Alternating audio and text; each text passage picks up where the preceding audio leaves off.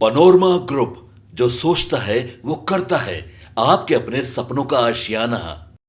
नमस्कार, स्वागत है आपका सिटी पोस्ट लाइव में। मैं हूं मुस्कान। बिहार विधानसभा चुनाव में मिली हार का पश्चाताप करने के बाद प्रशांत किशोर ने अपना मौन तोड़ा है। उन्होंने शुक्रवार को मीडिया से बात करते हुए कहा कि सरकार ने 10-10 हजार रुपए देकर वोट खरीदे हैं। इन लोगों ने प्रशासनिक अधिकारियों के साथ मिलकर वोट खरीदे हैं। 6 महीने में महिलाओं को 2-2 लाख नहीं मिले तो एक-एक मंत्री और अफसर का घेराव करूंगा। इस पर बातचीत करने के लिए हमारे साथ मौजूद है managing editor Shrikant Pratyush. Sir, Prashant ने तो बड़ा आरोप लगा दिया है कि लोगों को धमकी भी दे दी है। उन्होंने कहा है कि जनता 1-1 हजार से मदद करे, नहीं देने वाले से नहीं मिलूंगा। हाँ, बिल्कुल, उन्होंने बड़ी धमकी दी है। उन्होंने कहा है कि जनता 1-1 हजार से मदद करे, जो नहीं देंगे उनसे नहीं मिलूंगा। तो देखिए, उनकी नाराजगी वाजिब है। उन्होंने बहुत मेहनत किया था और जो बुनियादी मुद्दे हैं उसको चुनाव का बड़ा मुद्दा बना भी दिया था। लेकिन अब करारी हार मिली है तो नाराजगी है और वो कह रहे हैं कि भाई अगले 5 साल फिर मेहनत करना है, अभियान चलाना है, लोगों के मुद्दे को लोगों के बीच ले जाना है, तो इसके लिए पैसा चाहिए अभियान के लिए। और वो पैसा मांग रहे हैं जनता से, क्योंकि पैसा उनका तो सारा खत्म हो गया है। बिहार बदलने के लिए जनता ने 1-1 हजार रुपये, जनता से 1-1 हजार रुपये की मदद मांगी है। उन्होंने कहा कि जिसने हमारी मदद नहीं की उन लोगों से मैं नहीं मिलूंगा। मैं 1 साल में 1 हजार मांग रहा हूँ। वो कह रहे हैं कि 1 साल में 1 हजार मांग रहा हूँ भाई, ज़्यादा थोड़े मांग रहा हूँ।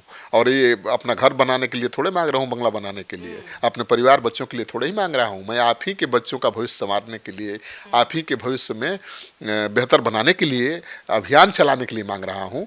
तो सबके मन में एक सवाल है कि भाई आखिर प्रशांत किशोर के पैसे खत्म हो गए और पैसे आएंगे कहाँ से आगे के लिए। तो उन्होंने कहा कि मैं अगले 5 साल तक जो कमाऊंगा उसका 90% जनसुराज में लगा दूंगा।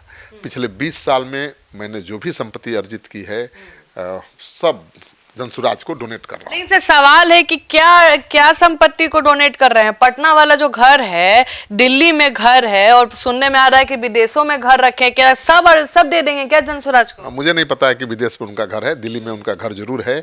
और पटना में अभी चुनाव के दौरान ही उन्होंने एक बड़ी प्रॉपर्टी खरीदी है, जिसको लेकर के विवाद भी हुआ था, लोग सवाल भी उठा रहे थे। लेकिन उन्होंने कहा कि हमने तो चेक से खरीदा है, हमने तो ब्लैक मनी दिया नहीं है। लेकिन सर, इस पे पहले आएंगे, लेकिन सवाल है कि क्या प्रशांत ने कहा है कि आपराधिक छवि वाले को मंत्री बनाया गया है? इस पर बाद में बात करेंगे, पहले अब ये तो पूरा हो जाने दीजिए। प्रशांत किशोर क्या डोनेट कर रहे हैं? तो प्रशांत किशोर ने अपने 20 साल के करियर में जो कुछ कमाया है सब कुछ डोनेट कर दिया है जनसुराज को। केवल अपना दिल्ली वाला घर नहीं डोनेट किया है, तो सब कुछ दे दिया है। तो पूरी जिंदगी उन्होंने अपनी दांव पर लगा दी है, पूरी संपत्ति दांव पर लगा दी है। पटना वाली जमीन जो ली थी उन्होंने, जिस पर वो जनसुराज का कैंप चलाते हैं, वो भी जनसुराज के खाते में चला गया। तो जनसुराज को सब कुछ दे दिया प्रशांत किशोर ने, जो कमाई थी उनकी। तो 20 साल में बहुत कमाए थे, बहुत खर्चा भी किया चुनाव में, और जो बची हुई संपत्ति थी उसे भी जनसुराज के खाते में डाल दिया। अब केवल दिल्ली में एक घर उनका रह गया है और परिवार बहुत साथ दे रहा होगा प्रशांत का, तभी तो इतनी हिम्मत कर पाए। क्योंकि बीबी बहुत साथ दे रही होगी सर, क्योंकि बीबी पहले बोलती है कि ये क्या कर रहे हो। हाँ बिल्कुल, तो पत्नी ने साथ दिया होगा, बच्चों ने सवाल नहीं किया होगा, तभी तो उन्होंने अपनी पूरी प्रॉपर्टी दान दे दी जनसुराज को। तो इसका अच्छा मैसेज जाएगा कि वो पैसा कमाने के लिए राजनीति नहीं कर रहे हैं, वो बिहार में वाकई कुछ बेहतर करना चाहते हैं, इसलिए ये अभियान चला रहे हैं बिहार बदलने का। तो इससे अच्छा ही मैसेज जाएगा। और मुझे लगता है कि उनका जो अभियान है 1-1 हजार रुपया सहयोग राशि मांगने का, इसका मकसद कोई पैसा या फंड जमा करना नहीं है, बल्कि लोगों को मजबूती के साथ जनसुराज से जुड़ना है। जो 1 हजार रुपया देगा साल में जनसुराज को के खाते में, वो पूरी तरह से मजबूती से जुड़ जाएगा।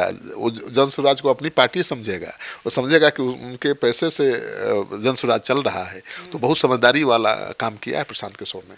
सर, प्रशांत ने आगे भी कहा है कि आपराधिक छवि वाले को मंत्री बनाया गया है। देखिए, प्रशांत किशोर ने कल नीतीश की जो कैबिनेट बनी है और उस पर निशाना साधा है और कहा है कि आपराधिक छवि वाले नेताओं को मंत्री बनाया गया है। ऐसे नेताओं को मंत्री बनाया गया है जो पढ़े लिखे तक नहीं है, वो सिर्फ इसलिए मंत्री बन गए क्योंकि उनके पिता मंत्री थे। नीतीश मंत्रिमंडल घाव पर नमक लगाने जैसा है। नीतीश कुमार ने हर उस व्यक्ति को मंत्री बनाया है जिस पर भ्रष्टाचार अपराध का आरोप है।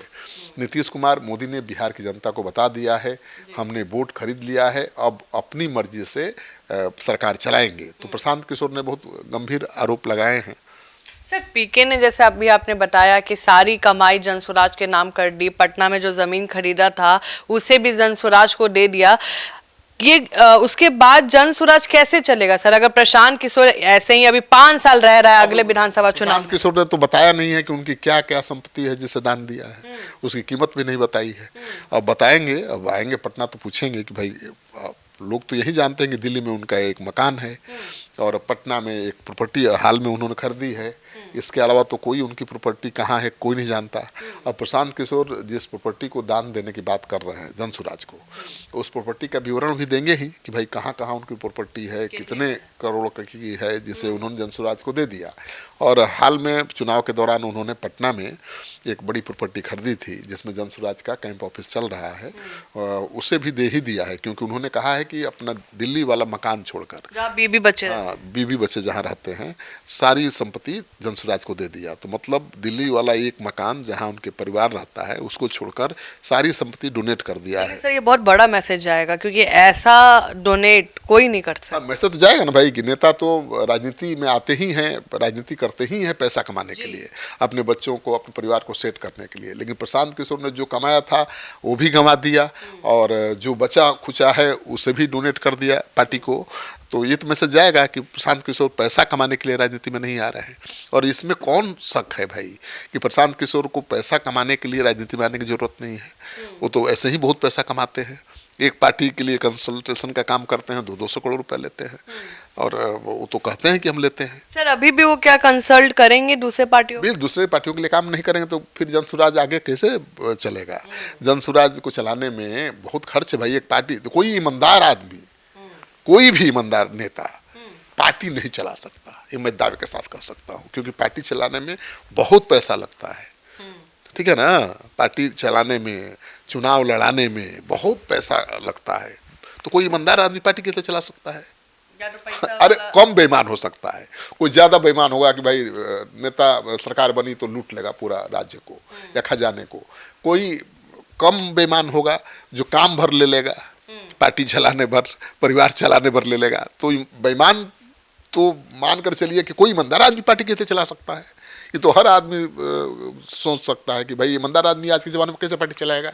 जनता चंदा देती है आजकल, जनता तो पैसा मांगती है। अब प्रशांत किशोर खुद कह रहे हैं कि पैसे पर लालच में आकर लोगों ने वोट कर दिया, तो उस जनता से क्या उम्मीद कर सकती है कोई पार्टी या कोई नेता कि वो पैसा देगा, चंदा देगा? पहले एक ज़माने में 1 रुपया के चंदे से पार्टियां चलती थी, लोग चंदा देते थे। अब कोई चंदा पार्टी को देता है क्या? केवल बड़े बड़े व्यापारी घराने देते हैं।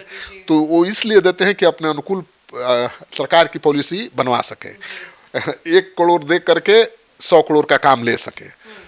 तो आज कल चंदे पर पार्टियां नहीं चलती हैं, जिस चंदे पर चलती हैं वो कारपोरेट के चंदे हैं और उनके हितों को ध्यान में रखकर नीतियां बनाई जाती हैं। तो जो नीतियां बनाई जानी चाहिए जनता के ध्यान में रखकर, राज्य के हित के ध्यान में रखकर, उन नीतियों की जगह बनाया जाता है कारपोरेट घरानों के हित को ध्यान में रखकर। तो ईमानदार आदमी कैसे सरकार चला सकता है, पार्टी बना सकता है और चुनाव लड़वा सकता है?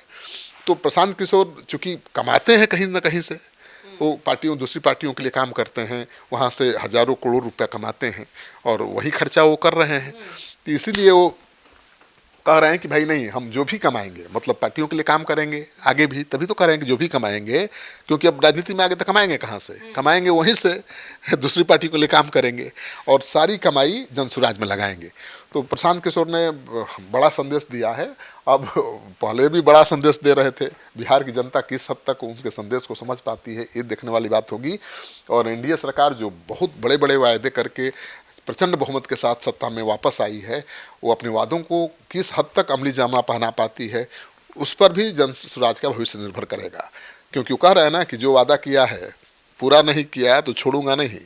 10,000 दिया है, 1,90,000 और देना है, देने का वादा है। अगर नहीं दिया तो घेरूंगा सब 1.5 करोड़ महिला। हाँ, तो बिल्कुल। तो प्रशांत किशोर अगर लगे रहे आगे भी तो आने वाले चुनाव में कुछ होगा? क्यों नहीं होगा? राजनीति में कभी भी कुछ भी हो सकता है। ये तो पहला चुनाव था। इस सुनामी में भी जो समर्थन उनको मिला है, 15 लाख वोट मिले हैं, वो बहुत हैं। तो आप सुन रहे थे पूरे डिबेट को, आप क्या सोचते हैं हमें जरूर बताएं। फिलहाल इस खबर में इतना ही।